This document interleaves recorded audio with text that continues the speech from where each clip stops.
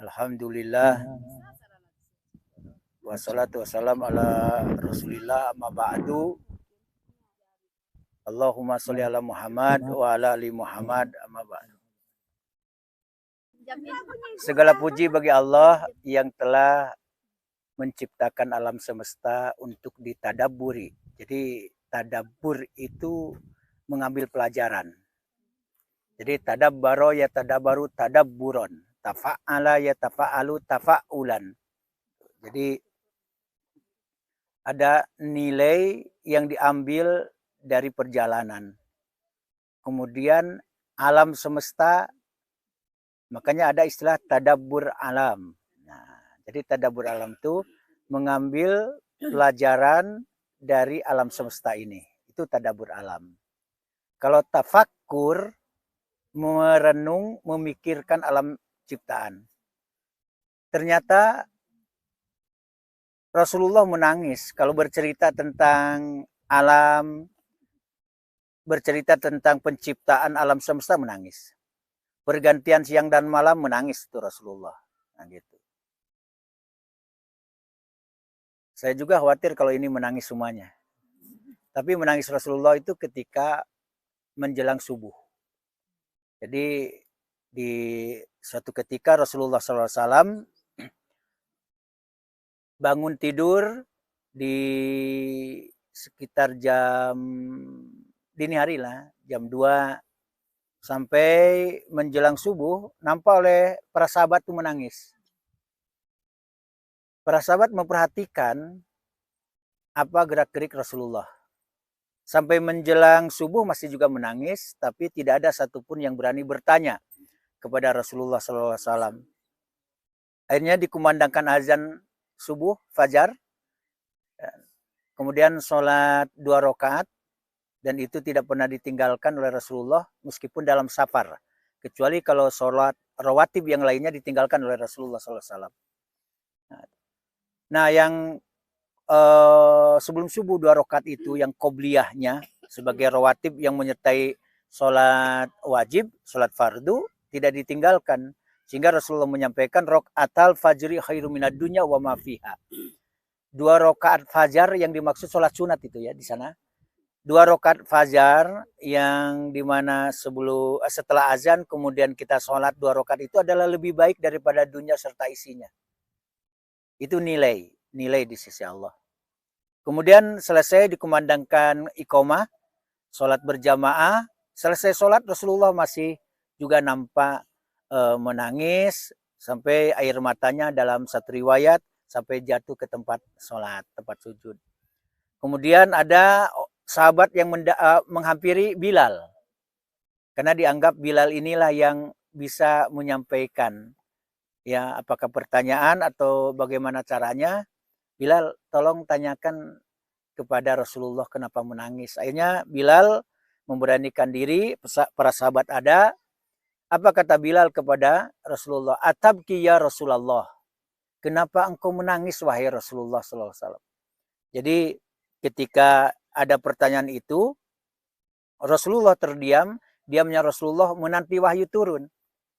Tidak lama kemudian turunlah surah Al-Baqarah, surah Ali Imran, ayat 190, 191 dan selanjutnya.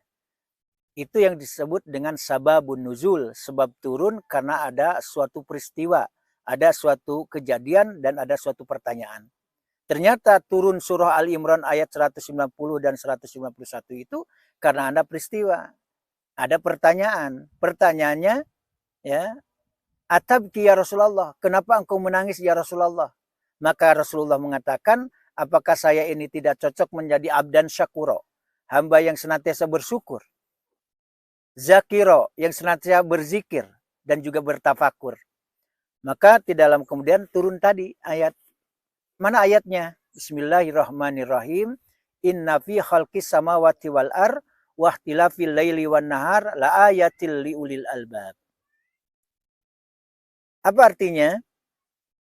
Ayat ini turun tentang penciptaan. Sesungguhnya pada penciptaan langit dan bumi, silih bergantinya siang dan malam,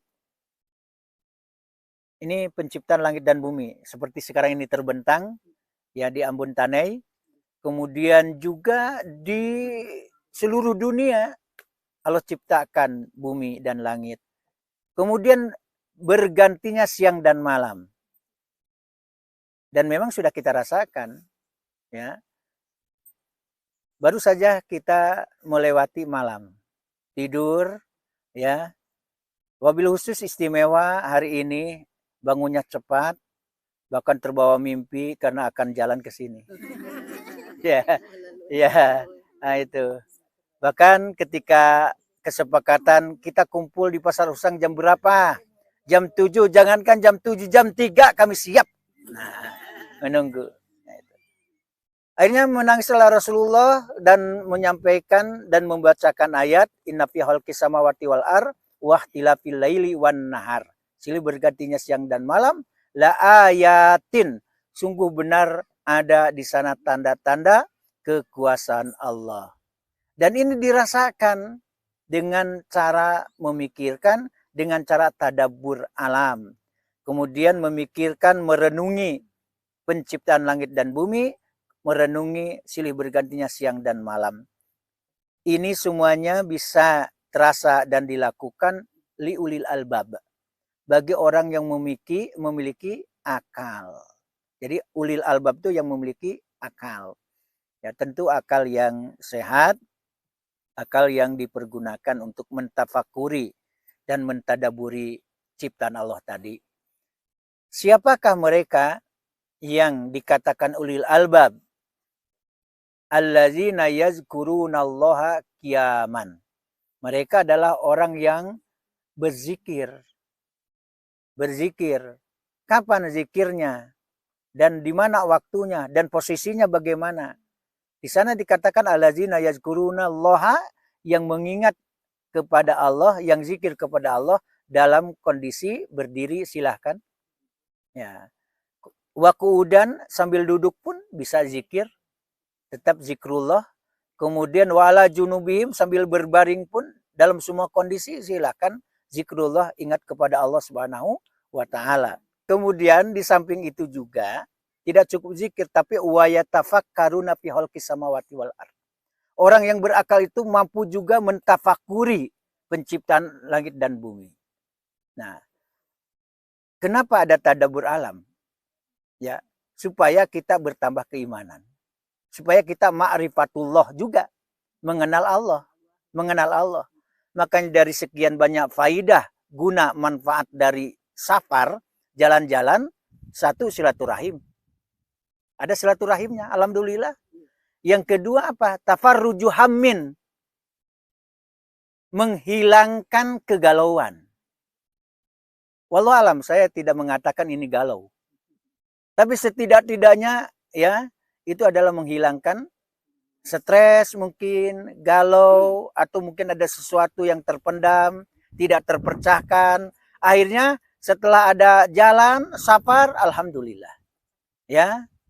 Kemudian di samping itu juga ada al-ilmu, dapat ilmu kita dalam tadabbur alam tuh. Makanya ada istilah di Minang itu, jauh haba jalan, lamo hidui, alam takambang, luar biasa.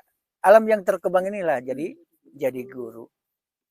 Coba kalau diserahkan kepada kita, jamaah Syarifah Lela Az-Zahra Darul Quran Pasar Usang, diserahkan ini membuat bangunan seperti ini.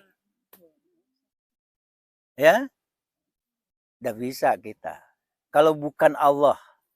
Jadi kata-kata kholako dalam Al-Quran itu beda dengan ja'ala. Menjadikan dalam Al-Quran banyak. Ada sona'a, menjadikan. Kholako, menjadikan, menciptakan. Ja'ala juga menjadikan. Nasa'a juga menjadikan. Ansa'a. Ya. Itu juga menjadikan. Kata-kata menjadikan, menciptakan banyak. Wabil khusus, penciptaan langit dan bumi, bergantinya siang dan malam, penciptaan manusia, kemudian juga al-hayah wal maut, kehidupan dan kematian, itu banyak menggunakan kata-kata kholako. Artinya apa? Tidak ikut campur selain Allah. Itu kholako, menciptakan. Ya, kalau ja'ala sudah ada bahan baku dijadikan. Sona'a, masna itu artinya pabrik. Sona'a itu membuat sesuatu yang sudah ada bahannya. Maka pabrik namanya masna dari kata sona'a. Nah itu. Tapi kholako murni Allah. Tidak ikut campur. Kan dah satu awak menciptakan singgah mata, singgalang marepi tandike. Indah awak. Ya, ambun tanah kuah disarahan kawa panjang awak. Makanya wajar kalau Rasulullah menangis ketika menjelaskan tentang ayat-ayat ciptaan itu. Silih berganti siang dan malam. Dalam surah Al-Qasas dikatakan, bagaimana pendapat kalian? Ya, seandainya Allah menjadikan malam sarmadan ila yaumil kiamah, terus menerus sampai kiamat. Coba. Terbayang enggak? Kalau malam terus, tidak ada siang. Siapa yang akan mendatangkan cahaya terang benderang? Kemudian bagaimana kalau Allah menciptakan siang terus tanpa malam? Bila waktu istirahat. Nah itu. Maka itu semuanya adalah Allah yang mampu. Nah mudah-mudahan dengan tadabbur alam, dengannya sapar, ya tidak sekedar terkenal dengan Papa Chandra Padang Panjang Canduraun, ya, tapi harus ada nilai, ya nilai, ya nilai salah satunya adalah ma'rifatullah, mengenal Allah. Kalau sekarang kita tidak bisa melihat Allah, zatnya Allah langsung, ya ini ciptaannya. Buktinya bahwa ini adalah milik Allah dan Allah yang menciptakan, kemudian yakin kepada Allah, karena tidak ada satu orang pun manusia yang mampu menciptakan seperti ini. Ya, tidak ada yang mampu. Cobalah membuat nyamuk. Kan disepelekan oleh orang kafir. Disepelekan oleh orang kafir. Nyamuk, manga diciptakan nyamuk dan indah-indah. Seakan-akan mencibir dan disampaikan kepada Rasulullah. Akhirnya ada ayat, innallaha la yastahi ayyadriba masalama bau datang fama fauqaha. Allah tidak segan-segan, Allah tidak malu.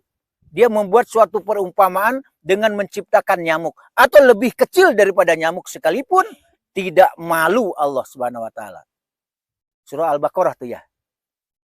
Innallaha la yastahi ayyadriba masalama bau datang fama fauqaha. Fa amal lazina amanu faya'lamuna annahul haqqu mir rabbihim. Kalau orang-orang yang beriman, dia nyatakan ya dengan keyakinannya ini benar-benar annahul haqqu mir rabbihim. Ini adalah kebenaran yang datang dari Allah Subhanahu wa taala. Kalau orang yang kafir, wa amal lazina kafaru, ya, adapun orang-orang yang kafir, mereka malah fayaquluna maza aradallahu bihadza masalah. Mereka mengatakan, apa tujuan Allah menciptakan ini? Kecil lagi, nyamuk, apa manfaatnya, apa gunanya? Kalau orang kafir, kalau orang beriman, yakin langsung ini kebenaran dari Allah Subhanahu wa taala. Nah, itu beda. Nilai penilaian itu beda. Nah, itu. Kalau nyamuk, artinya apa? Punya tujuan Allah menciptakan nyamuk. Coba dengan nyamuk. Ada orang membuat obat nyamuk, racun nyamuk. Berapa terhidupkan dengan adanya pabrik nyamuk misalnya. Pabrik racun nyamuk. Ya kan gitu. Lainnya itu punya rahasia dari Allah Subhanahu wa taala. Kemudian Allah ciptakan cacing, Allah ciptakan makhluk-makhluk yang lain, ya. Dan beda, kita dikatakan hayawanun natik. Apa yang membedakan kita dengan binatang misalnya? Ya, kata para pakar filsafat apa? Hayawanun natik kita itu. Hewan yang berbicara. Meskipun saya juga tidak mau tuh dibilang hewan kita. Karena kita bukan dari monkey, kita muasal kita. Teori Darwin bukan, ya, bukan. Ya, kita memang diciptakan. Proses penciptaan sudah jelas kok. Di dalam surah Al-Mu'minun, mulai dari ayat 9 sampai ayat 13 jelas proses penciptaan kita. Dalam surah Al-Hajj misalnya ayat yang kelima jelas juga proses penciptaan kita. Belum lagi nanti dalam surah An-Nur, mulai dari bayi, kemudian dalam kondisi lemah, itu menjadi kuat, setelah kuat lemah kembali, kemudian beruban. Disebutkan itu, beruban itu disebutkan. Ini semuanya adalah Allah yang mampu. Oleh karena itu mudah-mudahan dengan cara kita yang biasa di ruangan, sekarang di alam yang terbuka, dijadikan tadabbur alam ini adalah menambah keimanan kita kepada Allah Subhanahu wa taala dan semakin sadar betapa kecil kita dibandingkan dengan ciptaan Allah. Ini baru satu ciptaan Allah yang nampak oleh kita. Langit tanpa tiang, siapa yang sanggup? Ayo, siapa yang sanggup di antara kita? Tidak ada yang sanggup. Ya, bagaimana Allah ciptakan udara meskipun tidak nampak tapi terasa. Ya. Coba kalau kita tidak bisa bernapas dengan tidak dikasih oleh udara, apakah misalnya dibebankan kepada kita untuk membawa tabung oksigen kemana pergi? Repot kita. Repot. Maka bisa bernapas ini bersyukur kita. Ya, sehat bersyukur kita. Diberikan kesempatan bersyukur kita. Bisa tadabbur alam kita bersyukur kepada Allah Subhanahu wa taala. Ini adalah rombongan dari Yayasan Syarifah Laila Az-Zahra Darul Quran Pasar Usang Padang Panjang. Alhamdulillah dalam rangka tadabbur alam, dan ini pengenalan alam semesta. Tadabbur ini adalah mengambil pelajaran dari alam semesta di mana Allah ciptakan untuk kita manusia, di samping menikmati tapi ada nilai-nilai pelajaran di dalamnya. Alhamdulillah kami rombongan dan didampingi oleh Minang Tour, alhamdulillah, yang setia mendampingi kami. Setelah dari Ambon Tanai ini, insya Allah kita akan napak tilas di Museum Buya Hamka. Setelah itu baru ke Pariaman. Mudah-mudahan kita semakin dekat kepada Allah, semakin tebal keimanan kita, dan semakin kita mau beribadah kepada Allah Subhanahu wa taala. Demikian, terima kasih atas kebersamaan ibu-ibu semuanya, dan terima kasih kepada Minang Tour dan kita semuanya. Allahu Akbar. Assalamualaikum warahmatullahi wabarakatuh.